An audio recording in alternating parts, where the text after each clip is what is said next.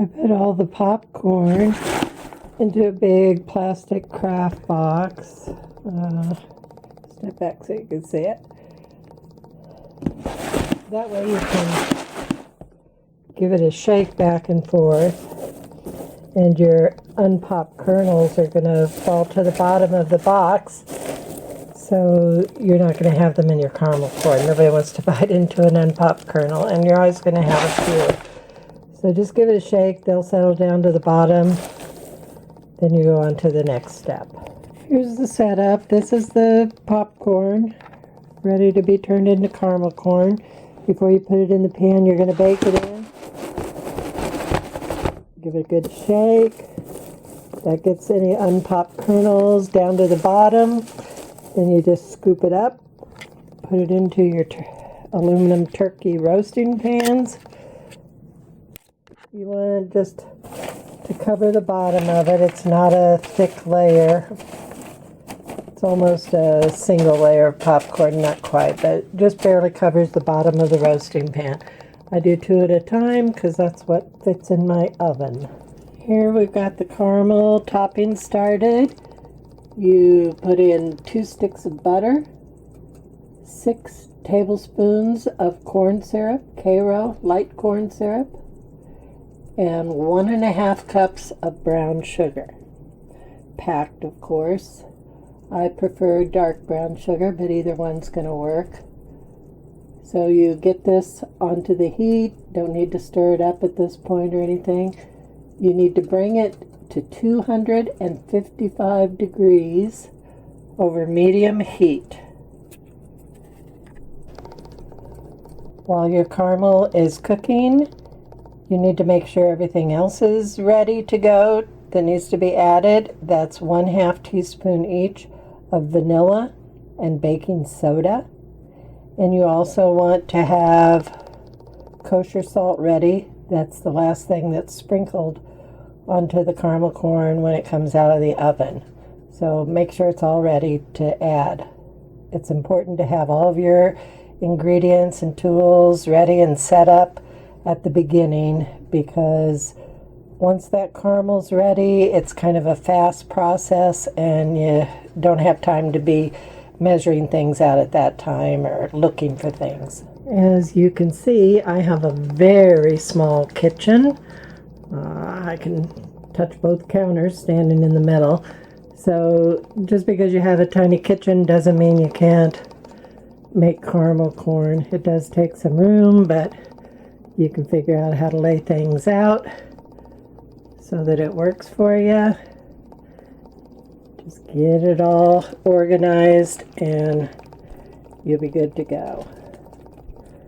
Caramel's looking good. Caramel has reached the 255 degree mark, so you pour in your vanilla and your baking soda. And you're going to stir it up real quickly. Sorry. It's kind of hard to do with one hand. Whoa, stain. When you're doing this, you'll notice that it turns the color of peanut butter. Get it stirred as quickly as you can. Then you're going to evenly pour it over your 2 pans of popcorn.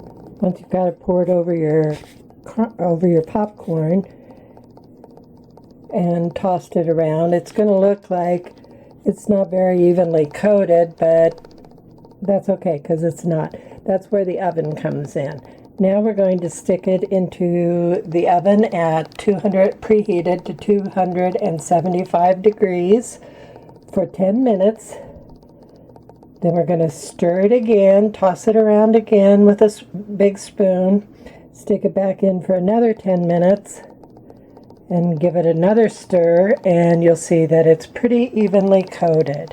And don't worry if you end up with more caramel on one pan of corn than you did on the other. That usually happens, but they're all going to be combined at the end and everything comes out pretty even. So these are ready to go in the oven. My first double batch is in the oven for its 10-minute heat.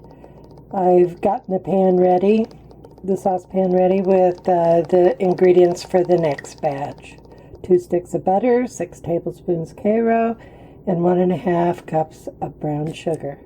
I don't have the heat turned on yet because I'm not able to keep an eye on the temperature of this caramel while I'm taking care of the first batch. So I've just got it ready to go. And I have everything else ready to go for when the first batch comes out of the oven. These 2 empty roasting pans are my cooling pans, helps to cool it down quicker. The empty plastic container there next to the popcorn is for the finished caramel corn once it's completely cool. Alrighty, this is the caramel corn all done. I took the first pan out of the oven, stirred it with my spoon, and distributed the caramel pretty evenly. Then I sprinkled it with the kosher salt.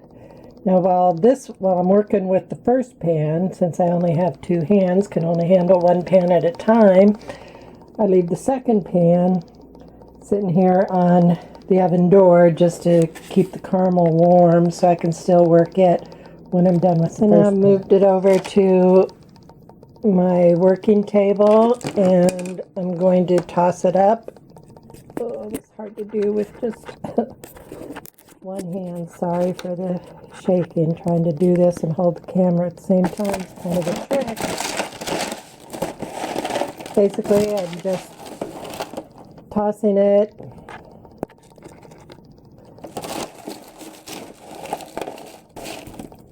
And it distributes the salt.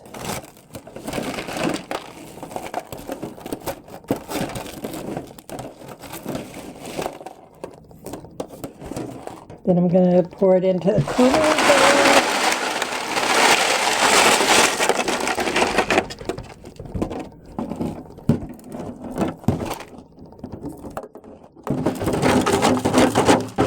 Scrape out what I can with my spatula.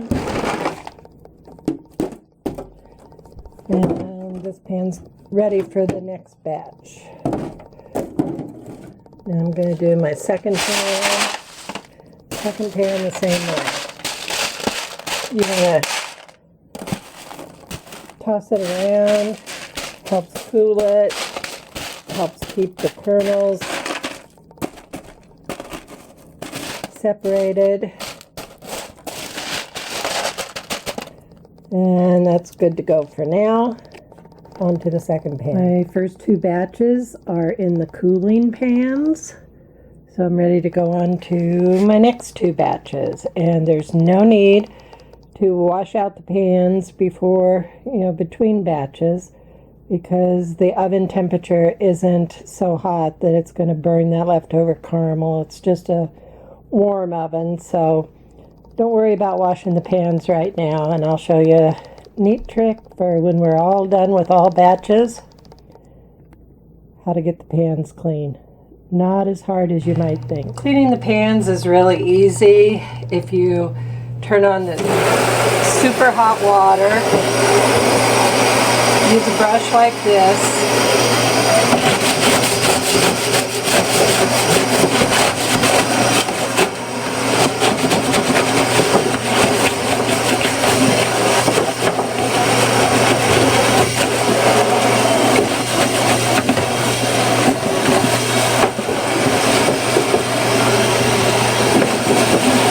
doesn't really take much time at all. You don't need any soap.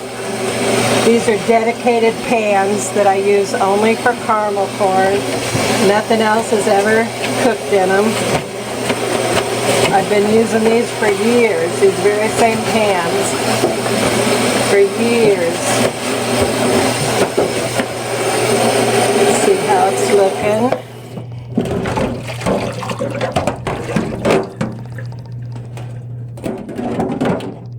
Clean. Rinse